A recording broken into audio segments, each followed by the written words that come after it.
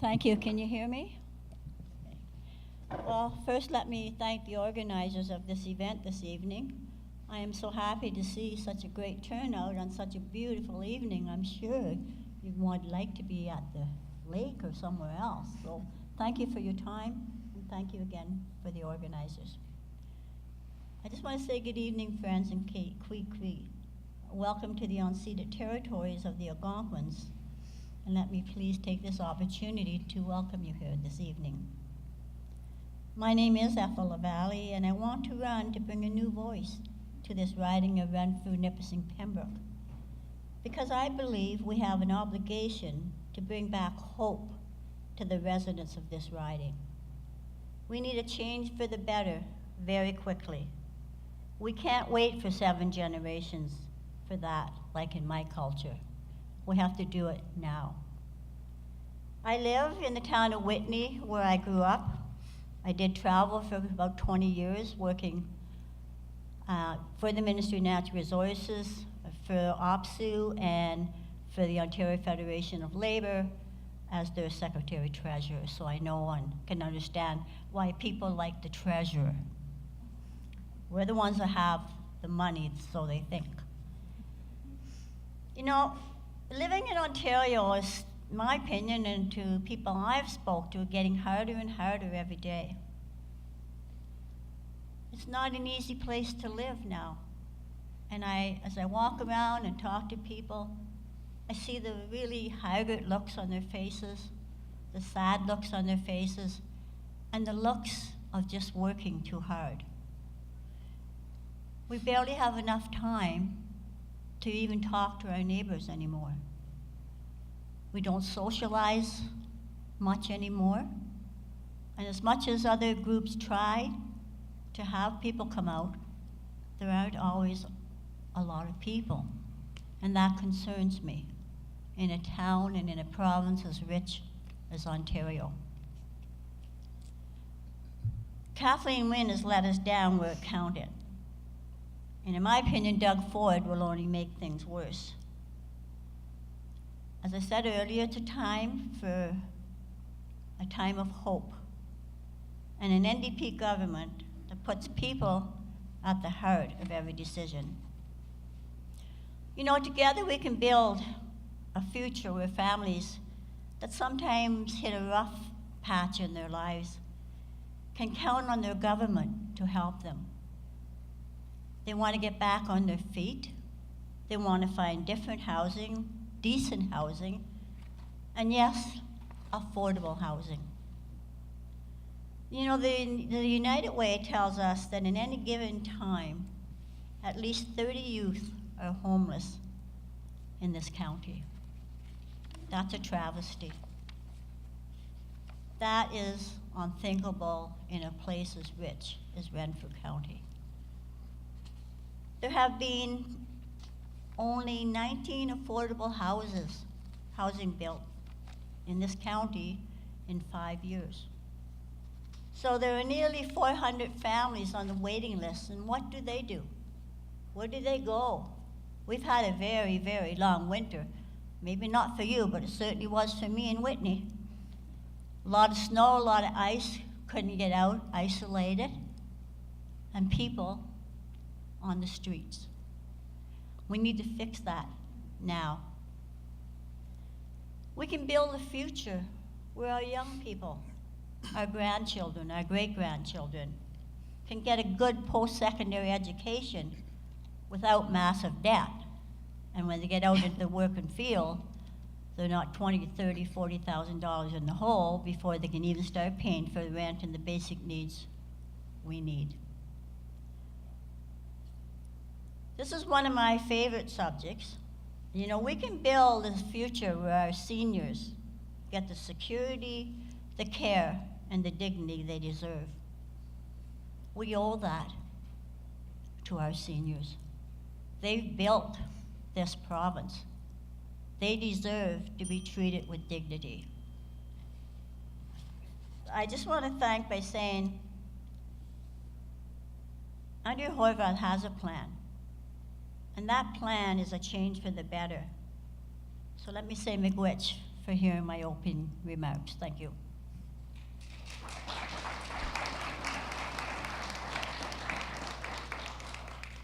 Jackie?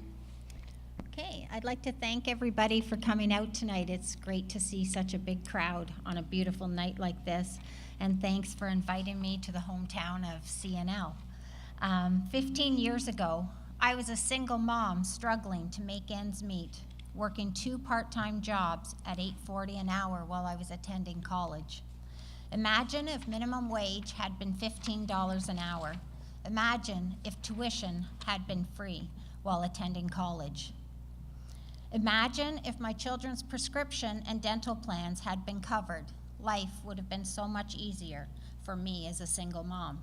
I've chosen to run for the provincial Liberals because I choose a party that invests in mental health, that invests in women, that invests in seniors, in youth, that supports a living wage, that infuses money into the healthcare, pharmacare, and dental.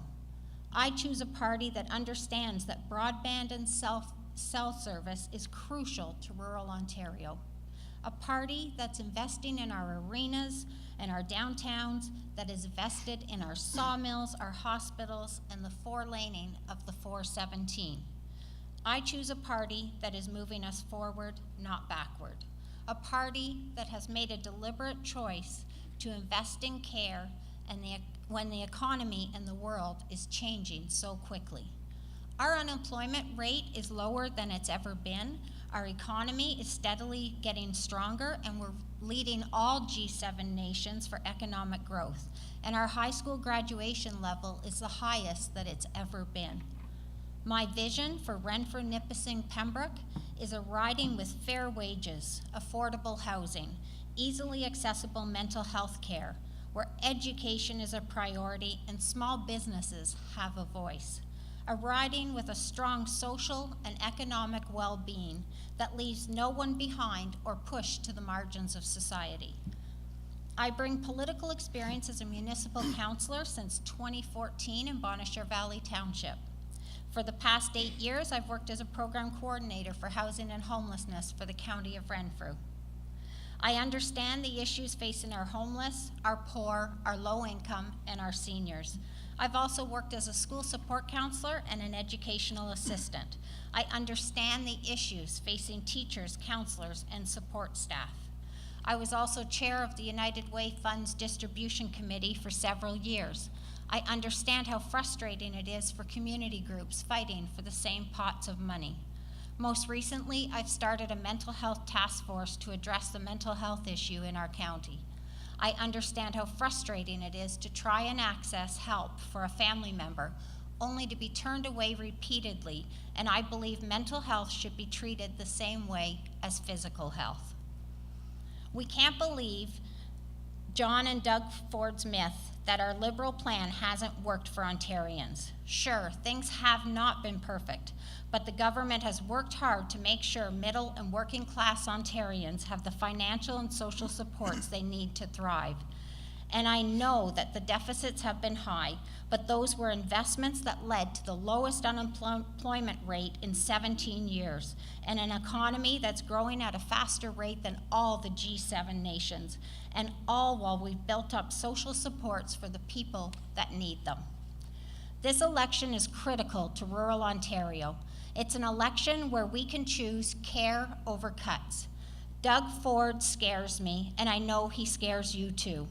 His plan of cutting taxes for the rich and reducing education and fair housing for the middle class is the wrong way.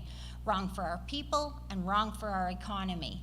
Elect me as your MPP, and I will fight tooth and nail for this riding to make sure Doug and John don't have the opportunity to cut and slash programs that so many people rely on. Thank you.